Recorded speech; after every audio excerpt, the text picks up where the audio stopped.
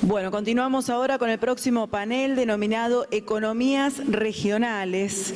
Quien va a estar moderando este panel es el ingeniero Ricardo Kloster, presidente del Distrito 1 del Colegio de Ingenieros de la provincia de Buenos Aires. Vamos a invitar ahora a subir al estrado a los próximos disertantes: al enólogo Ezequiel Ortego, de Bodega Costa y Pampa, Trapiche, Mar del Plata, licenciado en Vitivinicultura y Enología y jefe de Enología de Diseño en Grupo Peñaflor. También disertará Franco Regalini, cofundador de Restinga Gin, máster de Listery en Burbarrel, destilería independiente, socio de 746 Vermú Atlántico, presidente de la Cámara de Destiladores y Bebidas Espirituosas. Los invitamos a los disertantes a que vayan tomando ubicación aquí en el estrado a medida que los vamos mencionando.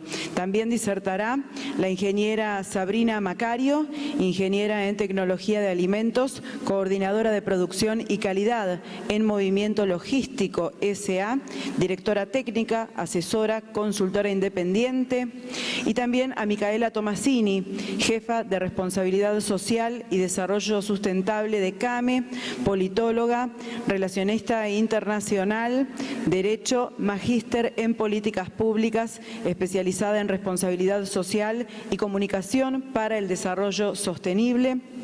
Hace más de 15 años que trabaja en el armado y liderazgo de equipos, diseñando, planificando y gestionando políticas públicas, proyectos y programas desde un abordaje interdisciplinario y transversal. Y también disertará en este panel Alejandro Penisi, director de Natusur Sociedad Anónima. Los invitamos a todos al estrado a tomar sus ubicaciones y al ingeniero Ricardo Kloster, que será quien moderará este panel. Vamos a dar continuidad a esta segunda jornada del Congreso de Ingeniería Alimentaria organizada por el Colegio de Ingenieros. En este caso y en este panel nos vamos a abordar el tema economías regionales, ¿no? Las economías regionales abarcan complejos productivos en las principales regiones: Cuyo, noroeste argentino, Patagonia, centro pampeana de nuestro país. Son el motor clave de la agroindustria, generan el 50% del empleo regional y se organizan territorialmente, según el clima y el relieve y las ventajas comparativas de cada zona. Se organizan generalmente en forma de pymes y exportan millones de dólares anuales, generando miles de puestos de trabajo. Vamos a iniciar, en este caso, las charlas, este panel de economías regionales con el enólogo Ezequiel Ortega, de Costa y Pampa Vitivinicultura. Hoy la vitivinicultura se ha ido expandiendo en muchas regiones del país, además de la región cuyana, de la cual fue originaria, ¿no? La ruta del vino ha ido ganando presencia en el noroeste argentino, en el norte de la Patagonia y también en la costa de la provincia de Buenos Aires. Como pregunta disparadora, ¿cómo surgió Costa y Pampa y cómo se proyecta el futuro de la producción vitivinícola de la región? Adelante. Gracias. Bueno, buenas tardes a todos. Mi nombre es Ezequiel Ortego, no Ortega, lo vamos a corregir al amigo. El proyecto de Costa y Pampa inicia en el año 2009 con la idea de empezar a buscar una frontera vitivinícola nueva. No sé si todos están al tanto, pero Mendoza, que es el principal motor productivo de la vitivinicultura del país, es una zona en la cual la disponibilidad de agua es una limitante. Mendoza es un desierto que tiene 2 o 3 ríos importantes que forman el oasis de la ciudad de Mendoza, pero en el cual año a año la cantidad de agua disponible es menor. O sea, Mendoza requiere del agua que viene de los glaciares y que esos glaciares que hay en la provincia sigan creciendo en su tamaño. En los últimos 15 años han disminuido casi un 20% el tamaño de los glaciares, disminuyendo la disponibilidad de agua que hay tanto para la gente como para la industria. Y en las mejores zonas vitivinícolas de la provincia de Mendoza, este problema es aún peor. Nosotros hay muchas zonas en las que nos gustaría crecer nuestros viñedos en Bodega Trapiche y no podemos porque no hay disponibilidad de agua. Y con ese disparador, y teniendo en cuenta que en muchas zonas vitivinícolas del mundo el cultivo es a secano, es decir, que no se necesita riego, sino que toda el agua viene de lluvia, empezamos a buscar una nueva zona. Encontramos en Chapadmalal, acá cerquita de Mar del Plata, una zona en la cual teníamos 1.200 milímetros de precipitaciones anuales. La vida en su ciclo necesita 600, o sea, teníamos el doble de disponibilidad de agua. Y una zona con características climáticas y de suelo que hacían que la vitivinicultura fuera posible. Este proyecto que inició en el año 2009, arrancamos con 10 hectáreas para ver si podíamos llegar a hacer un vino de calidad, porque en los climas húmedos la vitivinicultura termina siendo más cara, necesitas más mano de obra para manejar a las plantas. En el desierto, que la planta le falta agua, le falta nutrientes, crece despacito, lo cual te hace tener que aplicar menos mano de obra del hombre. Acá que el suelo es hiperfértil, hay un montón de agua, casi duplicamos los jornales que usamos en el campo para guiar las plantas, lo cual está bueno, pues generamos más mano de obra, pero está malo porque nos aumenta el costo. Bueno, si estoy acá es porque funcionó. Esas 10 hectáreas dieron vino de calidad. Seguimos agrandando las hectáreas plantadas hasta llegar a 32, con mucha suerte de que todos los años se nos agotan los productos, y a partir del año que viene vamos a empezar un proceso de duplicación de las hectáreas implantadas, tratando de llegar para el 2029 a 60 hectáreas, plantar 30 más de las que ya tenemos, y empezar a tener una bodega ya de un porte un poco más grande, porque no estamos dando abasto con las exigencias del mercado. Sobre todo nuestro principal consumidor es el mercado inglés, el cual nos demanda hoy en día casi el 60% de esta producción, y tenemos que seguir creciendo para satisfacer ese mercado. Bien. Les recordamos, al finalizar todas las presentaciones, aquellos que quieran hacer alguna pregunta pueden acercarla a través de la gente que está recorriendo allí y les entregan los papeles. Gracias. Por favor. Continuamos entonces ahora, perdón, ¿había finalizado? Sí. Continuamos ahora con el gin artesanal y el nacimiento de un nuevo mercado, a cargo de Franco Regalini, de Restinga Gin Artesanal. Luego del boom de la cerveza artesanal se inició la fabricación de gin en nuestra región. Restinga nace en 2015 y en 2021 ganó 2 medallas, una de oro y una de plata, en un concurso internacional en la ciudad de San Francisco de Estados Unidos.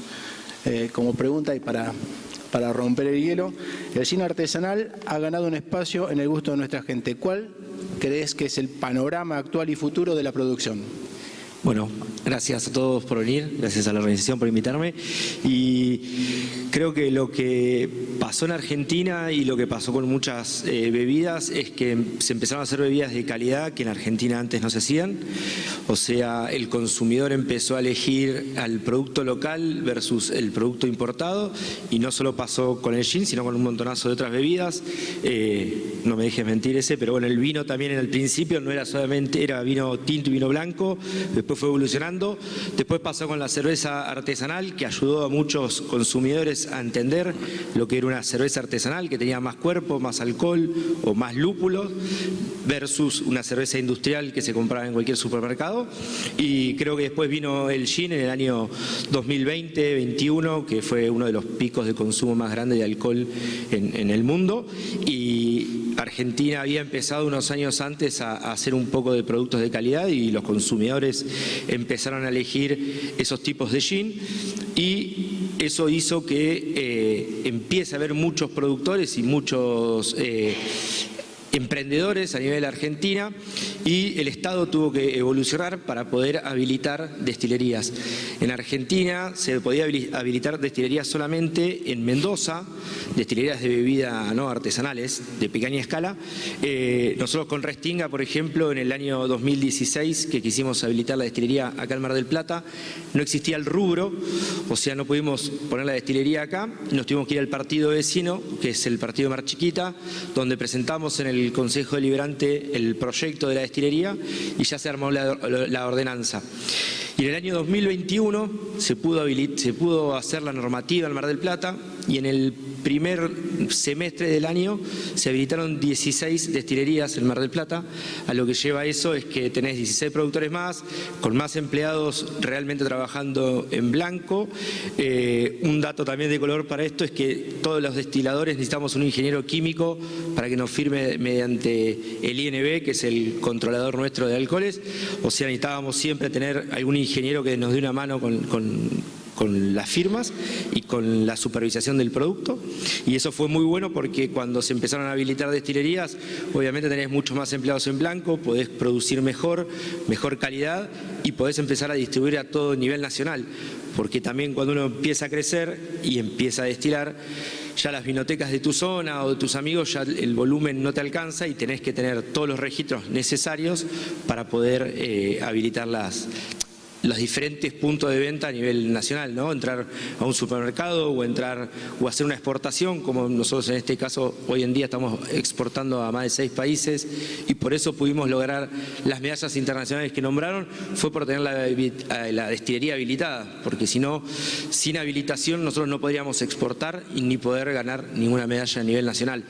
Y creo que el cambio más grande fue que Argentina empezó a producir vino, cerveza, gin o vermú o ron o tequila. Hay un montonazo de productos de calidad que antes el consumidor elegía más lo importado y no tanto lo argentino, y atrás de todos esos argentinos están los emprendedores, los empleados, todo un equipo fuerte y de materia prima local. El gin nuestro, por ejemplo, muchos de los botánicos de los cítricos los compramos en la Sierra de los Padres, y toda Argentina tiene muy buenos productos naturales, ¿no? Y en el gin lo que más usamos son todos los botánicos, que son o frutas o cítricos o algún pimiento, por ejemplo. Se puede usar también para producir el alcohol, el maíz, el centeno, la papa, un montonazo de productos que en Argentina son muy buenos. Entonces la calidad del producto argentino realmente cambió y está mejorando, y año a año va a seguir creciendo. Bien, muchas gracias. No, de nada. Vamos a dar continuidad entonces a este panel. Dejamos de lado las bebidas, el vino y el gin, y vamos a escuchar a la ingeniera Sabrina Macario, directora técnica, asesora, consultora independiente, matriculada en el CIEC, que nos va a hablar de la industria del maní al mundo. La ruta del maní tiene su epicentro en la provincia de Córdoba, concentra allí el 90% de la producción nacional, y Argentina es uno de los principales exportadores mundiales de la maní confitería. Como consulta y como pregunta disparadora, ¿cómo es la producción del maní en la Argentina? ¿Cuál es la labor de la directora técnica en la producción? Adelante. Bueno, ¿cómo les va? Sí, ahora les vamos a repartir. Traje maní de Córdoba porque justamente el maní de Córdoba lo que hace es tener una denominación de origen que, si bien no somos los que mayor producimos a nivel mundial, ya vamos a ver las estadísticas, lo que tiene nuestro maní al ser denominación de origen es una calidad especial en cuanto a la composición química y a la palatabilidad. Contiene azúcares y calcio, que lo hace un maní crujiente, y eso hace que sea único y lo podamos tener como denominación de origen, como es el Roquefort, la Champagne en Francia. Eso lo hace como un producto gourmet. No me quiero adelantar, pero bueno, hay países que son grandes consumidores, nosotros no, pero hace que todos nos quieran comprar justamente por esta cualidad. Ahí está la ley provincial que respalda esta denominación maní de Córdoba, que nos permitió el uso del sello.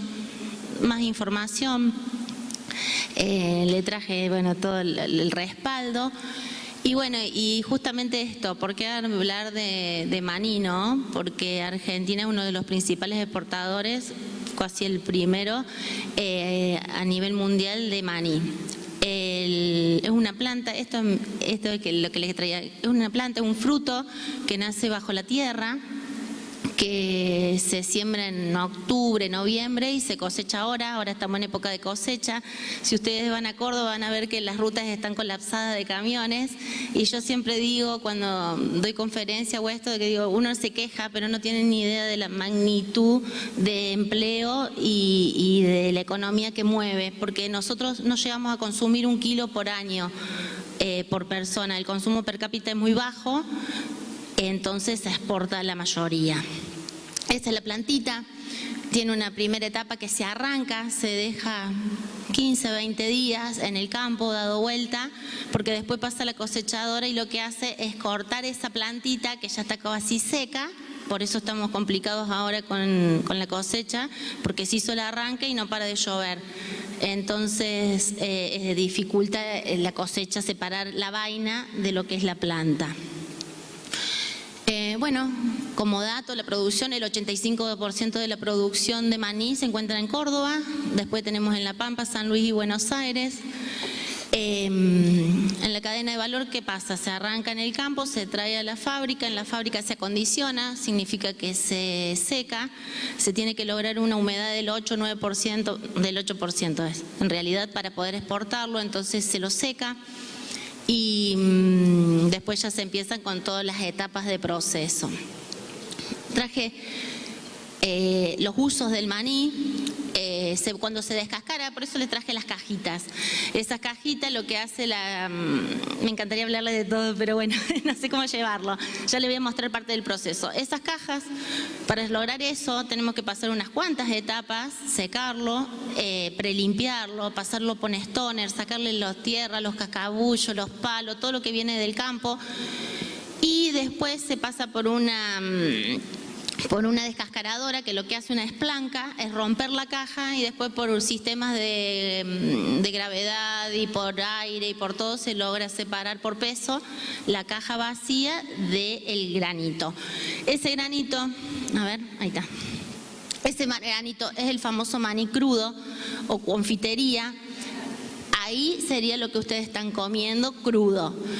Después, bueno, con ese granito se puede hacer frito, tostado, garrapiñada, confitado, los de colores, los bañados en chocolate, recubierto, golosinas. Recubierto le decimos al saborizado.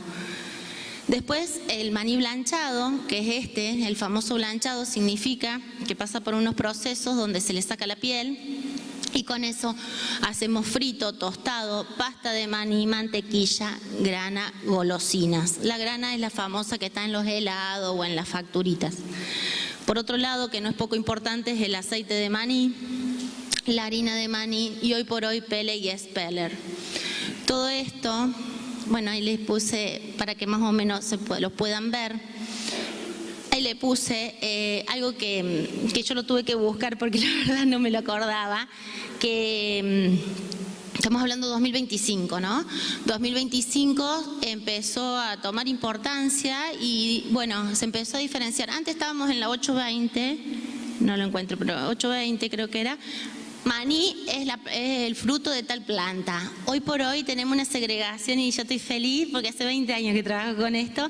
Estoy feliz porque, bueno, hoy el código te diferencia lo que es la pasta de maní y la mantequilla. Si no, era muy ilegal la competencia, ¿no?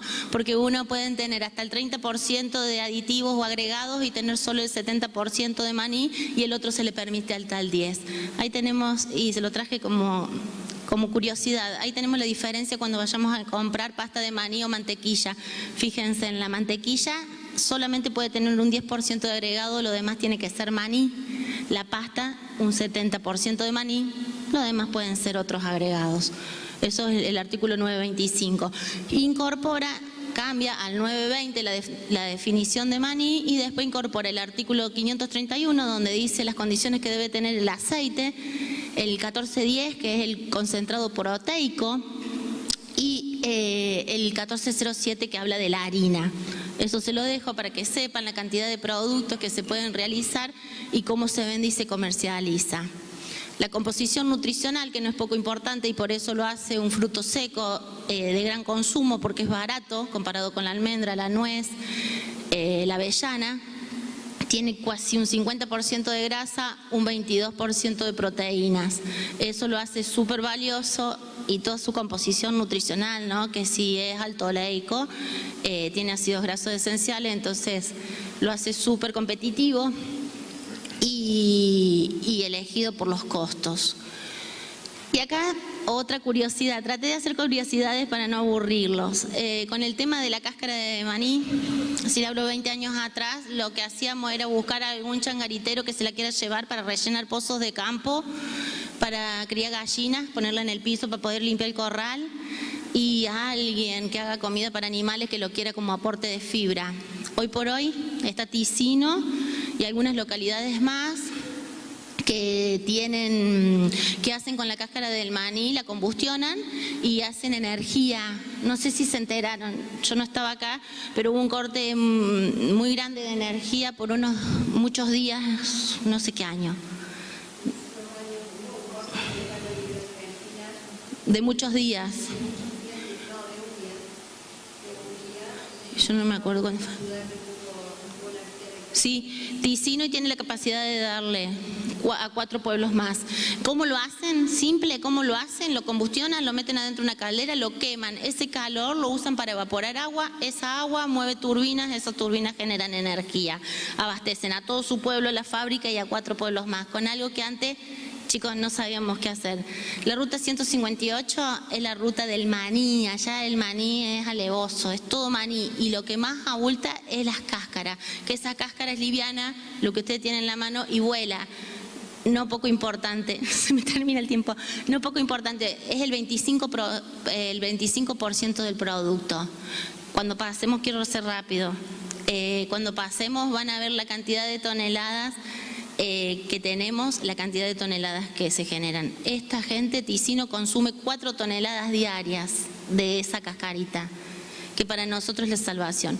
La cutícula, lo rojo que cubre el maní que ustedes vieron, eso cuando se blanchea queda libre, entonces esa cutícula sí se puede usar para comida para animales porque es fibra, y a su vez suele venir con algo de harina, cuando se blanchea el maní, algo de harina y el germen que aporta nutrientes. Bueno, lo que les conté un poco del maní para consumo, para industrialización, para el aceite, para los pellets, y se guarda, por supuesto, una parte de las semillas para volver a sembrar. A nivel laboratorio, lo importante es la humedad cuando se recibe, de no recibir con un alto porcentaje de humedad, porque si no hay que secarlos. Cómo se secan en carros, donde se les conectan mangas. Esas mangas tienen calor, el calor asciende, el piso es perforado del carro, entonces todo el calorcito va barriendo humedad del grano y te lleva 2 o 3 días a lo mejor a un carrito sacarle la humedad. Así se seca y así puede entrar a proceso, porque una vez que entró a proceso no hay forma de sacar la humedad y es una condición de exportación. Algo no poco importante también a nivel comercio, y acá hay un tema, obviamente que existen especificaciones, regulaciones, y Unión Europea es nuestro destino pretendido. Entonces ellos que dicen, aflatoxina es una micotoxina que genera cáncer. Entonces ellos te dicen, no, yo más de 2B1 y más de 4 totales no quiero. Ajá, ¿y qué hacemos con un año donde el maní sufrió estrés y tenemos todo maní con afla? Entonces, punto crítico número 1, en raíz de las normas que venimos hablando, punto crítico número 1 es aflatoxina al ingreso. Pero permítanme decirle que no es para tirarlo, es para segregar que va a Unión Europea y que queda para el resto. De ahí el famoso layout, y bueno, acá AFLA menor de 2 y 4, acá el AFLA que supera eso. A esto lo vamos a guardar para Unión Europea. Punto crítico número 1, AFLA, que podemos tener con fluorímetro, con Vertu, que son métodos rápidos, y si no con HPLC, que ya es más complicado. Pero chicos, cuando entran 200 camiones, y lo que pasa es que no hay muchos camiones, entonces el camión tiene que venir, descargar, volver, ir, venir, entonces tiene que ser rápido. Por eso la inmediatez, y ahora es donde es una empresa estacional. Bueno, tengo para mostrarle el proceso, traje algo de proceso, pero no me da más el tiempo porque tengo que cortar. Lo que es calidad, certificamos norma, todas las empresas maniceras tienen que estar certificadas con BRC o 22000, yo trabajo con BRC muchísimos años, por eso tenemos certificado eso, somos más súper exigentes.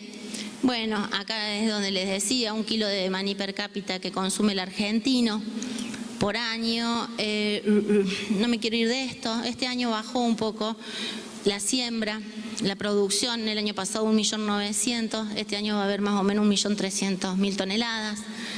Bueno, traje muchísimo, pero no llego.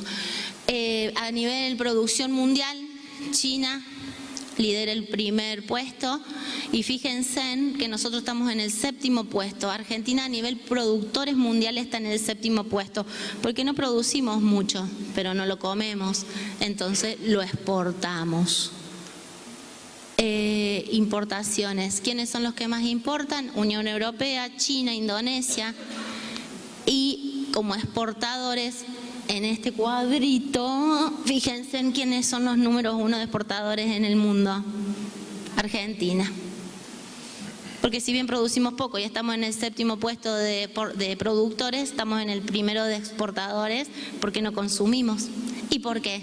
Y por eso creo que también uno está acá, que es para decirle, muchachos, tenemos el sello maní de Córdoba, somos únicos en el mundo, nuestro maní en el mundo es gourmet y el precio que tiene. Mueve mucha plata. ¿Y esto con qué lo termino? Exportaciones Argentina por complejo productivo. Fíjense en dónde está el maní. En el 4º puesto de la plata que entra al país. Y lo tenemos en Córdoba. Entonces es traérselo para mostrárselo a ustedes y decir, sepan que después de la soja, el maíz y la carne, el maní es el que hace entrar plata. Gracias, muchas gracias, Sabrina.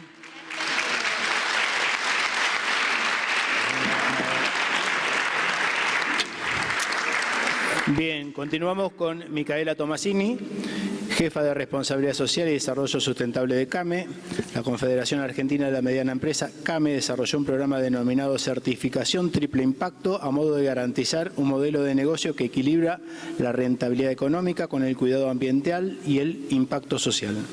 Para hablarnos de certificación triple impacto, escuchamos a Micaela Tomasini. ¿Qué tal? Bueno, buenas tardes a todos y a todas. Antes un breve repaso para los que no conocen, la Confederación Argentina de la Mediana Empresa, la CAME, es una organización gremial empresaria de tercer grado. ¿Qué quiere decir esto? Que representa a todas las pymes del país, pero a través de sus cámaras empresarias y uniones de comercio.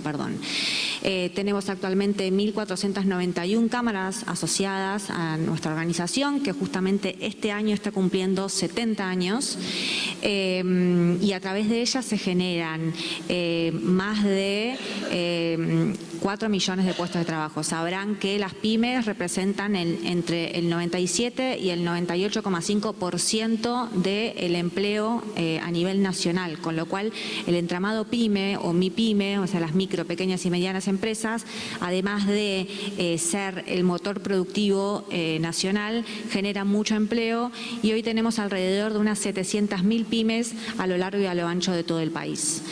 Un poco tomando lo que fueron diciendo mis compañeras y mis compañeras de panel, tuve la suerte de, en base a la certificación, hacer la ruta del maní en Córdoba. El sector manicero es uno con los que trabajamos en la certificación, y doy fe de todo lo que decís porque pude ver todo el proceso y además hacen un gran trabajo con el maní, retomando un poco lo que dijiste, en lo que es la generación de energía. Esta cuestión de que cuando en General Cabrera estuve yo, de que cuando medio pueblo, medio país se quedó sin luz, pudieron abastecer a todos alrededor del pueblo generando biomasa con la cáscara del maní. Y eso es algo que mucha gente no conoce o desconoce la importancia, y acá ya me voy introduciendo en tema de empezar a cambiar el paradigma tanto de la producción y del consumo. Como dijeron los chicos de Restinga, hoy lo que sucedió desde ese lugar con las bebidas también está sucediendo a niveles de consumo. Hoy la gente, más allá de este cambio que se dio, que ya se venía dando hace muchos años, pero que se aceleró en la pandemia, sucede también en términos de la calidad de los alimentos, ¿no? Hoy tenemos centrándonos en tres cuestiones principales: lo demográfico, el consumo y el mercado. Hoy el mercado está regido por otras reglas, triple impacto. Repasamos un poco el concepto para que todos estemos en tema de lo que hablamos. Es un modelo de negocio, es una forma distinta de mirar la economía. Cuando la economía se regía, o la producción sobre todo se rige bajo el paradigma, o se regía bajo el paradigma lineal, que es produzco, consumo y desecho. Un poco lo que mencionaba ella tiene que ver con ingresar a la circularidad, es producir, consumir y no desechar, sino esto que sucede con el maní, volver a insertar al circuito para otras cuestiones, ya sean vinculadas a que sea el maní, en este caso, ya que está el ejemplo muy cercano, que sea materia prima para otra cuestión o para generar nuevas cuestiones, por ejemplo, generar energías. O sé también que con la cáscara de maní hay algunas empresas que hacen ladrillos, y con esos ladrillos empiezan a insertarlos y a dar trabajo y a generar en sus propios negocios unidades de negocios. Y el triple impacto tiene una gran particularidad, que es que pone a lo económico al mismo nivel que lo social y lo ambiental. Entonces, como modelo de negocios, busca que las empresas transicionen este paradigma, no solamente pensando en el negocio y en generar dinero con su negocio, porque obviamente es una empresa y como toda empresa busca generar dinero, eso es una realidad, pero la cuestión social y la ambiental hoy son parte del core de los negocios. ¿Qué es lo que sucede a diferencia de lo que hablaban los chicos de Restinga? A diferencia no, en otro aspecto. Hoy las nuevas generaciones, así como se prioriza el producto nacional en el gin, por ejemplo, en las bebidas, antes que el importado, hoy las nuevas generaciones priorizan determinadas características en los productos que son características que no tenían en cuenta antes. Por ejemplo, cómo se elabora, quién lo elabora, si cumple con estándares de cuidado del ambiente, cómo es el comportamiento de la empresa respecto a su comunidad, más allá de las cuestiones bien enfocadas en los alimentos que tienen que ver obviamente con la trazabilidad, con la inocuidad y todo eso. Y hay una gran particularidad en los cambios demográficos. Obviamente podemos estar hablando horas de esto, pero tampoco me quiero extender.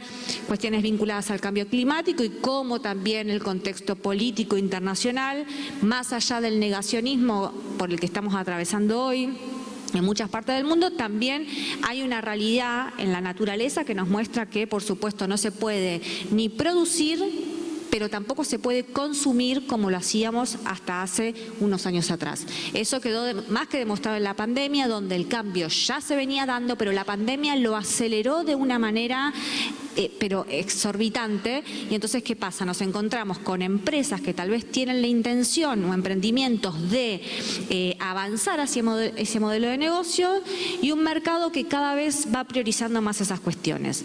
Hoy las millennials, que los que nacimos entre el año 1980 y hasta el año 2000, priorizamos esas cuestiones. Y hay un dato importantísimo que me gustaría darles, es que el 73% de los millennials son es el porcentaje más grande que hoy está tomando los puestos gerenciales o los mandos, se están convirtiendo en los CEOs de las grandes empresas que mencionaban. Y somos los mayores tomadores de decisiones a nivel mundial. O sea, el 75% de la población es millennial. Ahí, como ven abajo, es la población económicamente activa más grande del mundo. O sea, todo está en manos de una generación que prioriza hoy, además de la calidad, otros atributos que son sociales y ambientales.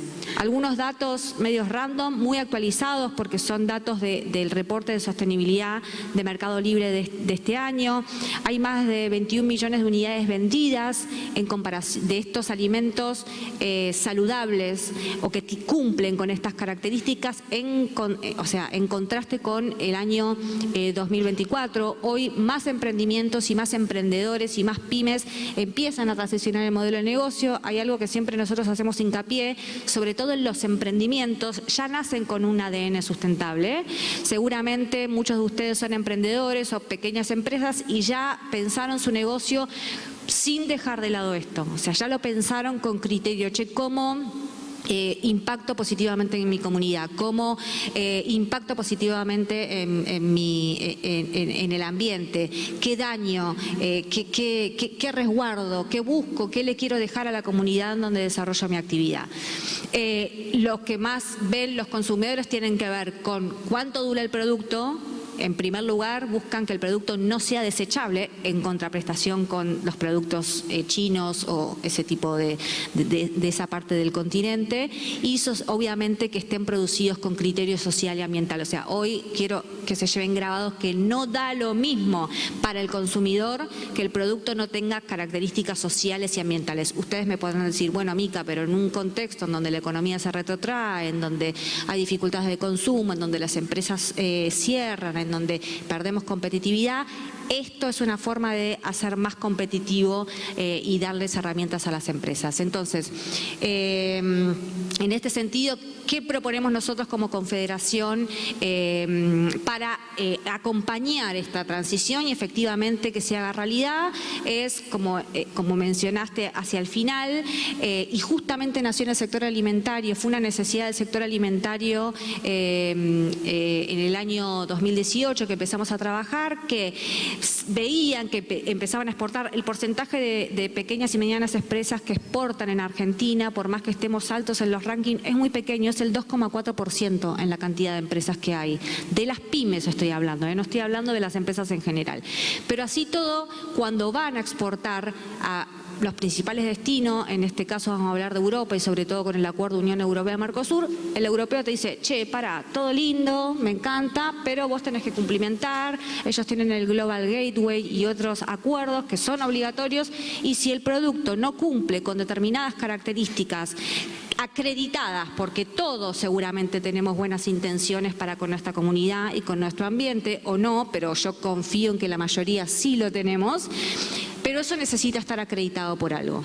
Y una forma de acreditar tiene que ver con hacer un proceso de certificación, y la certificación termina siendo la frutilla del postre. Lo que importa es todo lo que sucede en el medio. Entonces nosotros creamos esta herramienta que fue creada por pymes y para pymes. Esta es la gran particularidad que tiene. Nosotros lo hicimos de manera colectiva, convocando a mesas de trabajo. Estuvimos 2 años con muchos sectores de toda la economía regional trabajando para que puedan construir el propio estándar. Porque ¿qué sucedía? Venía esta reglamentación, el Global Gap y demás, y decían, che, pero pará, yo no llego a cumplimentar esto, sale carísimo, es imposible, no entiendo nada, no hablo en inglés, no tengo gente, necesito algo a la medida. Entonces nosotros lo sentamos del otro lado y dijimos, bueno, che, a ver, decime, ¿qué necesitarías vos? ¿Qué estándar estaría bueno para que vos puedas transicionar el modelo de negocio? Así nace esto, una certificación de procesos que está basada en el paradigma que les cuento. Lo que hace es acompañar a las micro, pequeñas y medianas empresas para lograr efectivamente esta transición. Alineada al paradigma del triple impacto, alineada a los Objetivos de Desarrollo Sostenible de las Naciones Unidas y, por supuesto, alineada a normas internacionales como HACCP, GRI y un montón de otras normativas que ustedes seguramente conocen. Y hay algo que es clave que no quiero dejar de mencionarles, es que otra de las grandes dificultades que tienen las pequeñas y las medianas empresas es que tal vez tienen toda la intención, pero no tienen profesionales para hacerlo. ¿Por qué? Porque el pyme está todo el tiempo, que pago los sueldos, que no llego, que la carga impositiva. Entonces, cuando quieren avanzar en esto, no tienen gente que acompañe. Entonces creamos un programa de formación en donde formamos nuestros propios implementadores y los invitamos a ser parte de este programa para que sean estos implementadores o implementadores los que acompañan a las pequeñas y medianas empresas a pasar este proceso y puedan obtener su certificación.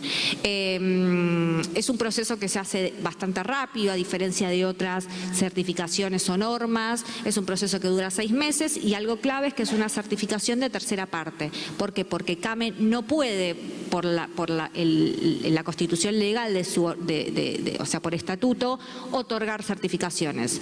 Entonces nuestro mayor aliado es la Cámara Argentina de Certificadoras, y una vez que se termina todo este proceso con los implementadores en el territorio, se pasa y esa certificación está evaluada por 5 o 6 certificadoras de renombre internacional que están trabajando con nosotros y ahí después, bueno, de todo un proceso más interno y burocrático, se otorga o no la certificación. Entonces, un pequeño mensaje para ir terminando es, ¿cómo vuelvo para atrás? Bueno, no, acá. Que obviamente no es una opción ya la sostenibilidad. Nosotros siempre tratamos de dejar pensando que hoy no es una cuestión simplemente de convicción, sino que también es una cuestión de negocio, porque hoy ser sostenible, nosotros tenemos empresas pymes de otros sectores que han quedado y han perdido negocios multimillonarios, por ejemplo, el sector de los arándanos, por no cumplimentar con normativa social y ambiental, han perdido exportaciones pero millonarias o negocios, por el motivo que fuera, pero principalmente, o sea, la decisión que fuera, pero principalmente por no querer transicionar su modelo de negocio o acreditar más que nada, ¿no? Entonces, un poco dejarles que el desafío no es solamente económico, es una cuestión que tiene que ver con decisiones que nos implican y nos interpelan a todos, es una cuestión cultural, como ha sucedido con todo, tiene que ver con una cuestión de convicción, pero sobre todo con una cuestión de que es una cuestión de contexto. Hoy el negocio lo pide, el mercado lo pide y nosotros tenemos la obligación casi moral de brindarle a las pequeñas y medianas empresas herramientas para que puedan hacerlo. Y un dato que esto, y ya termino, esto surgió esta semana.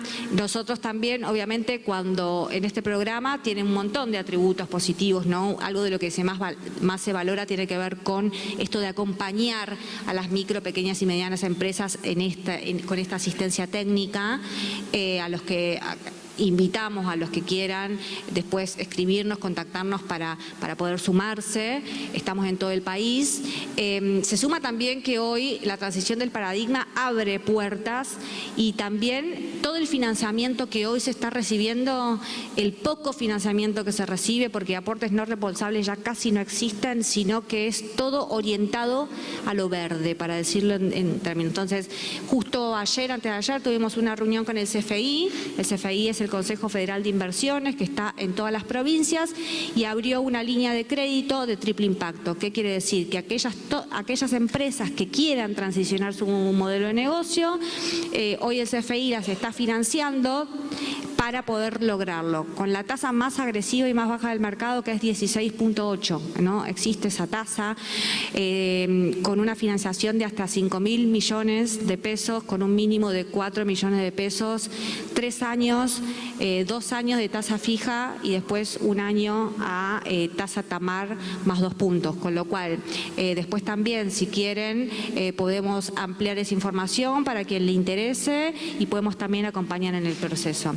Así que, bueno, nada, creemos que un poco la competitividad y o sea, lo que nombra este Congreso, que es el desafío de crecer desde la industria alimentaria, para nosotros como organización estamos convencidos de que va por este lado y por supuesto estamos dispuestos para poder acompañarlos en todo el proceso. Así que cualquier cosa, ahí los datos y pueden visitarnos cuando quieran. Gracias, Micaela. Bien, y para finalizar este panel de economías regionales vamos a escuchar a Alejandro Penici, titular de Natusur Sociedad Anónima, quien nos va a hablar de agregando valor a la industria pesquera. La industria pesquera en la provincia de Buenos Aires es un motor económico y social clave, concentrando aproximadamente el 50% de los desembarques marítimos nacionales y el 66% de la mano de obra en tierra. Con epicentro en el puerto de Mar del Plata, el sector genera miles de empleos directos e indirectos, destacándose por su fuerte perfil exportador, principalmente de pescado congelado y su complementariedad con la industria naval. Adelante, Alejandro. Buenas tardes. Bueno, yo más voy a hacer una presentación, primera la formal, digamos, yo soy Alejandro Penici, Natusur Sociedad Anónima, tenemos 2 plantas que elaboramos pescados acá en el puerto y hacemos desde el principio de la historia, estuvimos haciendo salazón de pescado, después agregamos conserva de pescado, el salazón de pescado 99% mercado de exportación, Después agregamos conserva de pescado, lata de atún, lata de sardina, lata de caballa, que eso va todo a mercado interno, y hace unos pocos años agregamos congelación de pescados. Esta es la presentación, digamos, formal. A mí me gusta presentarme así. Somos una empresa familiar de más de 70 años que nunca tuvimos un cheque de vuelta, nunca un atraso en los pagos, ni un solo día en más de 70 años, estando en Argentina. Eso es lo que a mí me gusta, porque eso todos los que estamos acá sabemos los vaivenes económicos, lo que es este país, y sabemos el sacrificio que llega a pagar cada 15 días las nóminas, y bueno, esa es la presentación formal. Le voy a hacer un poquito de historia, porque 70 años, y lo digo con orgullo, no es poca cosa. Esto lo empezó mi papá hace, cuando él vino a los 17 años, y empezó, digamos, en un proceso, empezó con un saladero de anchoas. Ese saladero de anchoas lo tuvo aproximadamente 20 años, después agregó la conserva, que es lo que desde el 72 hasta los días de hoy tenemos todavía la conservera, y después agregamos el frigorífico.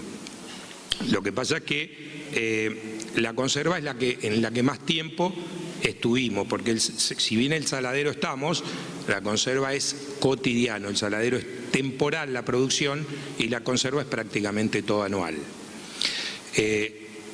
Respecto de la conserva, otro mérito aparte es que depende a cuando vos te remontes en la historia de Mar del Plata, había 40, 30, hoy quedamos 3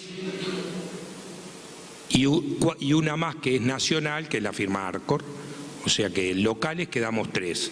Ese es un mérito aparte porque con los vaivenes de inflación, de importación, de financiamientos caros, de juicios laborales y de todo donde estamos metidos, realmente es muy meritorio que hayamos llegado. Espero que podamos seguir adelante, pero realmente las situaciones son muy, muy difíciles a las que estamos cotidianamente sometidos. Pero bueno, tenemos raíces profundas, la venimos piloteando bastante bien y espero que podamos en el tiempo mantenernos. Los productos que hacemos, especialmente en lo que es conserva, son productos como caballa, atún, sardina, los vendemos en el mercado interno.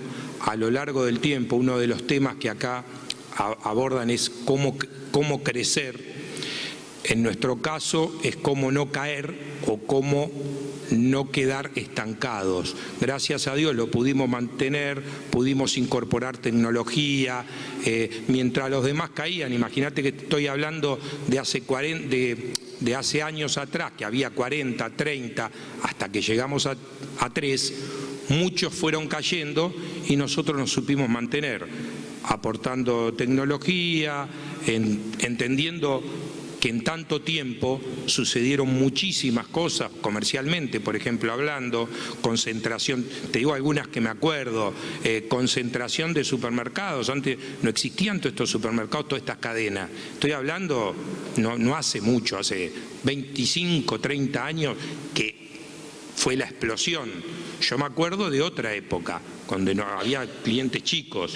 Entonces, bueno, todos esos son todos desafíos que vamos teniendo a lo largo de la historia, que tuvimos que ir esquivando o ir adaptándonos, los cambios del consumidor. Nosotros antes hacíamos otros productos, teníamos otros envases, otros líquidos de cobertura. Entonces, a cada una de esas cosas tuvimos que adaptarnos para poder seguir estando en pie. Los cambios tecnológicos, las cámaras de frío, ahora estamos tratando de tener, por ejemplo, en este último tiempo incorporamos la lata de atún con fácil apertura. Todo este tipo de cosas, yo creo que en las empresas tomamos cientos de decisiones constantemente. Creo que todas esas decisiones nos habremos equivocado en algunas, pero en muchas más hemos estado acertados por lo que nos mantuvo. Así todo, después de haber hecho el salado, después de haber hecho la conserva, llegó hace unos 5 o 6 años que por cambios en lo que es la pesca, los barcos, prácticamente nos estuvimos quedando sin materia prima y tuvimos un momento en que se nos empezaron a prender luces amarillas y dijimos, bueno, vamos a tener que cambiar, porque trabajando nosotros en las conservas trabajamos especies, un atún que se importa, es la materia prima, trabajamos caballa y sardinas que se pescan, se las compramos a los barcos que vienen y descargan en Mar del Plata. Esos barcos se fueron a pescar langostinos y tuvimos unos cuantos añitos que quedamos ahí con poca materia prima y muy cara. Y entonces tuvimos que tomar una decisión que a 6 años, 7 años vista, fue una decisión acertada. Dijimos, bueno, no podemos seguir estando solo con la conserva y el salado, porque las especies que sustentan esa producción están en caída, no porque no estén en el mar, simplemente porque el objetivo comercial de los barcos era otro. Imagínate, el precio de un langostino con el precio de una caballa. Nadie quería traernos más pescado, nos dejaron sin materia prima. Tuvimos un par de años muy preocupados, sabíamos que íbamos para atrás, hasta que en un momento dijimos, bueno, vamos a cambiar y vamos a empezar a poner un túnel de congelado, otro túnel después, y eso permitió nuevamente, nivelar la máquina.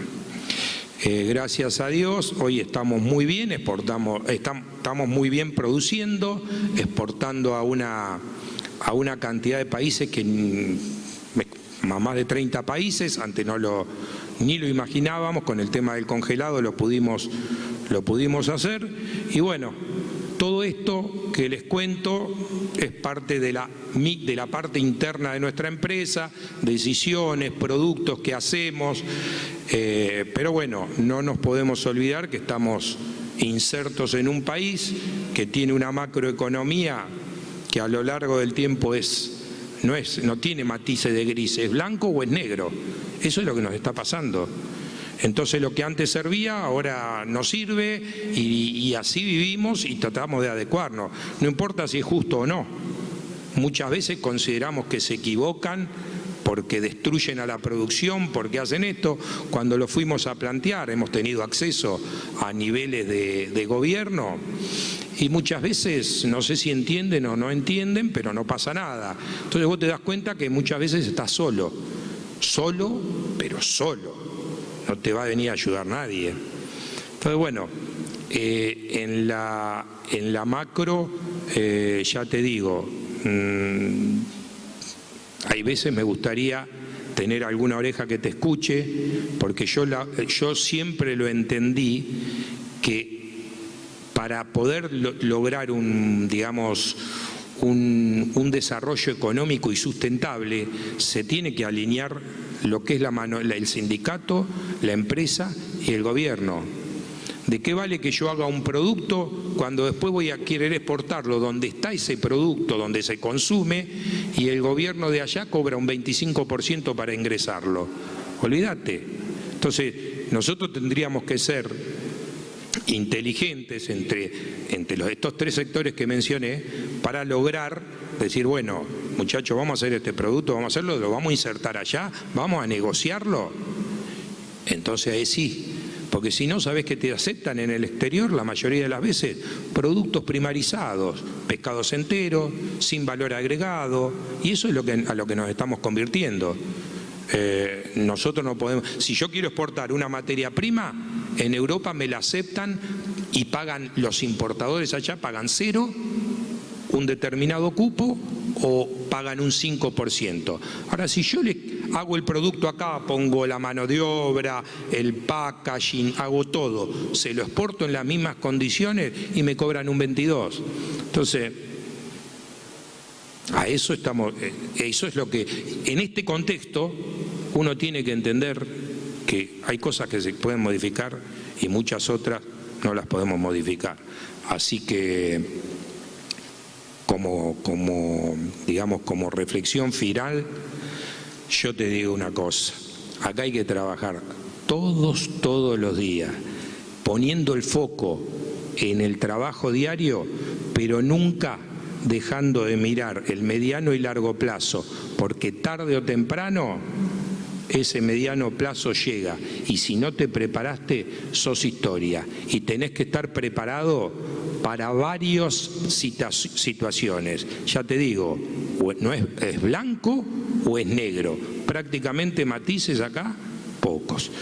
Bueno, en la reflexión me dijeron comentar la historia de ustedes, es lo que vine a hacer. Gracias. Muchas gracias, Alejandro, por compartirnos un poco cómo es el desarrollo de la industria pesquera. Perdón, ¿cómo? Por compartirnos toda la experiencia en el trabajo cotidiano. Gracias. Tenemos dos preguntas, una para Alejandro, A ver. así nos soltás el micrófono. ¿Se piensa implementar indicadores de pérdida de cadena de frío directo en packaging? Perdón, ¿cómo? Si se piensa implementar indicadores de pérdida de cadena de frío directo en packaging. Indicadores de pérdida de cadena de frío. No sé. Pérdida de cadena de frío. Bueno, yo te voy a decir, por ejemplo, los productos que nosotros elaboramos son conservas de pescado. Para un dato de color, te voy a decir que una conserva de pescado, esto lo saqué de libros, una conserva de pescado encontraron en las trincheras en las guerras. Imagínate que una conserva de pescado te alimenta, es transportable, no necesita cadena de frío. Entonces, ese producto lo encontraron después de 40 años y estaba en buen estado, estaba comestible. Entonces, ¿qué te quiero decir? A quien preguntó, no sé quién fue, en la conserva de pescado no necesitas tener la trazabilidad del frío, porque aguanta perfectamente temperaturas altas o sea, altas, 35, 30, 20. Sí, solamente en la conserva de pescado vos no tenés que tener ni la lata tiene que estar bien cerrada, no tiene que estar pinchada, no tiene que estar oxidada. Después lo demás no es necesario. Gracias. Y otra pregunta más para la gente de Trapiche y Restinga, consultar si existe la búsqueda de integrar productos de la economía regional bajo una denominación de origen protegida, o qué estrategias de fortalecimiento para economías regionales se plantean. No se peleen. Nosotros como estrategia lo que estamos haciendo ahora es, hemos empezado a producir nuestras propias plantas de vid. Antes la traíamos de Francia o Italia, la bodega ha empezado a crear su propio vivero, y para fomentar el desarrollo de la vitivinicultura, lo que hacemos a los productores que nos venden uva y quieren agrandar su superficie, les damos plantas para que ellos no tengan ese costo. Cada plantita vid está más o menos en 2 euros. Entonces, es un costo elevado. Nosotros le damos la plantita para que ellos desarrollen su viñedo, tengan menos costos, y también crear un lazo con la compañía. Bien. Bueno, y relacionado al gin, nosotros a nivel nacional, uno de los botánicos esenciales para que sea gin el producto es el enebro, y se cosecha artesanalmente en la Patagonia, en toda la parte que es Lago Puelo, Bolsón, Cholila.